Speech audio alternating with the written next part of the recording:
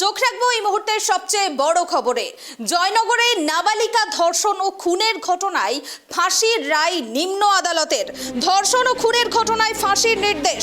জয়নগর নাবালিকা ধর্ষণ ও খুনের ঘটনায় ফাঁসির রায় আদালতের। অভিযুক্ত মুস্তাকিন সর্দারকে ফাঁসির নির্দেশ দিল বারুইপুর আদালত। আপনাদের জানিয়ে রাখবো 63 দিনের মাথায় কিন্তু রায়দান নিম্ন আদালতের। ফাঁসির সাজা জয়নগরের নাবালিকা ধর্ষণ খুনের মামলায় 63 দিনের মধ্যে রায়দান নিম্ন আদালতের। জয়নগরে নাবালিকাকে ধর্ষণ খুনের মামলায় বৃহস্পতিবার মূল অভিযুক্ত মুস্তাকিন সর্দারকে দোষী সাব্যস্ত করেছিল বারুইপুর আদালত। এরপর শুক্রবার দোষীকে ফাঁসির সাজা শোনালেন বিচারক। আমরা বিস্তারিত জানবো, টেলিফোন লাইনে রয়েছেন আমাদের প্রতিনিধি গোপাল শীল। গোপাল, ফাঁসির সাজা জয়নগরে নাবালিকা ধর্ষণ খুনের মামলায় 63 দিনের মধ্যে রায়দান নিম্ন আদালতের। কি জানা যাচ্ছে, জানাও বিস্তারিত। দেখো, তোমাকে বলে রাখি, তুমি জানবে একটা নজির সৃষ্টি করলো তুমি বলতে পারো। মাত্র 2 মাসের মধ্যে সিট গঠন করে এক ধর্ষককে, অর্থাৎ নাবালক ধর্ষণ পক্সো আইন কেসে তাকে ফাঁসির সাজা শোনালো নিম্ন আদালত। এটা তো অনন্য নজির সৃষ্টি করেছে। যারা ধর্ষক তাদের কাছে এটা একটা বড় বার্তা যাবে বলে মনে করা হচ্ছে।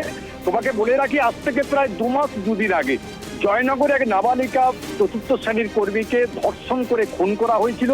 সেই ধর্ষণ কেসে মুস্তাকিন সর্দারকে গ্রেপ্তার করা হয়। পরবর্তীকালে মুস্তাকিন সর্দার স্বীকার করে নেয় সেই ধর্ষণ করেছে। সেই ধর্ষণ করার পর কিন্তু বহু জল গড়িয়েছে, চতুর্দিকে অবরোধ, ফাঁসির সাজা শোনাবার জন্য বহু ধস্তাধস্তি, মারামারি, পুলিশের সঙ্গে গন্ডগোল, সমস্ত কিছু ঘটনা। মানুষ কিন্তু রাস্তায় নেমে পড়েছিল।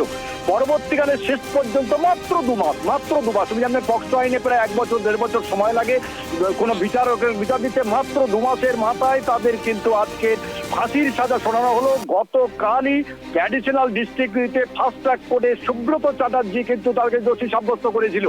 দোষী সাব্যস্ত করার পর আজকে তার ফাঁসির সাজা শোনায়। আশ্চর্য ব্যাপার, দেখো, ওই যে মুস্তাকিনকে যখন আজকে বারুইপুর আদালতে তোলা হচ্ছিল, তার কিন্তু যে ঔদ্ধত্য, তার মধ্যে যে কথাবার্তা, তার কোনো নম্রতা, কোনো ভেদ ছিল না।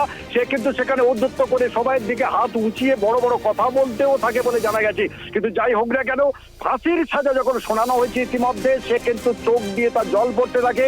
ইতিমধ্যে তাকে বারুইপুর আদালত থেকে তাকে কোর্টে নিয়ে তার যে সংশোধনাগার আছে সেখানে নিয়ে যাওয়া হচ্ছে। ধন্যবাদ গোপাল।